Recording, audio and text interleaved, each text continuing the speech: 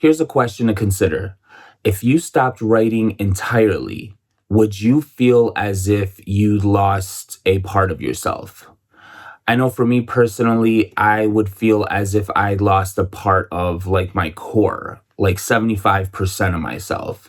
And I have to say, while writing isn't my entire identity, it's definitely what I identify with in life. I feel like if I didn't categorize myself as a writer, there wouldn't be anything else to call myself. I'm not really that great at other things. And I feel like whether writing is a calling or a choice, there's definitely a middle ground, and it just depends upon your own relationship with it. But I feel like for many of us, there's definitely this intrinsic pull toward writing. It's almost as if we need to express ourselves through words.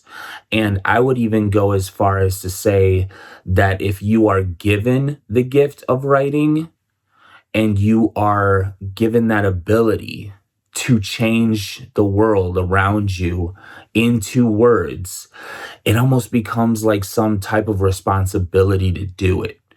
Just for the simple fact that others may not be able to do it, but they may want to feel those emotions. And while they may feel those emotions, they may not be able to put words to them. And then they stumble upon your words and it just clicks and it makes sense for other people. So that's why I think it's a necessary thing to do.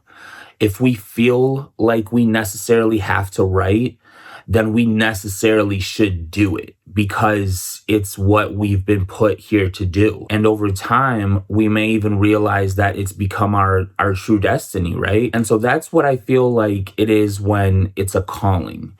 But other people may feel like it very much is a choice for them. And that really comes into play when writing on the whole just seems interesting. It seems like an interesting thing to do, and it may even offer opportunities, whether you're a freelance writer, a copywriter, what have you. And I really feel like the thing that categorizes it as a choice mostly is when it is easier to put down and pivot, to just step back and say, okay, I need to change my course to something else. Because when it's a calling, you really can't do that. And your path won't allow you to do that. You'll just be off. You won't be yourself. You won't be in touch with your inner self. But with all of those things said, there's definitely some overlap too, because while we may feel like it's a calling, we still have to choose to sit down and write like on a normal schedule. We still have to choose to be disciplined about it, the same as copywriters do. So there's definitely an overlap between calling and choice, but I don't think you can force it to be a calling if it's not already. I don't think you can sit down and say, okay, I want to be a writer and this is how I identify myself from here on out. If it's not innate, if it's not something that you've always felt, then you can't really force it onto the scene randomly on some weekend. You know what I mean? I'm not saying that everybody can't have those feelings.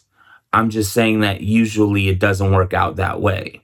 And there are some people who are born with those innate feelings, and then there are some people who stumble upon them along the way.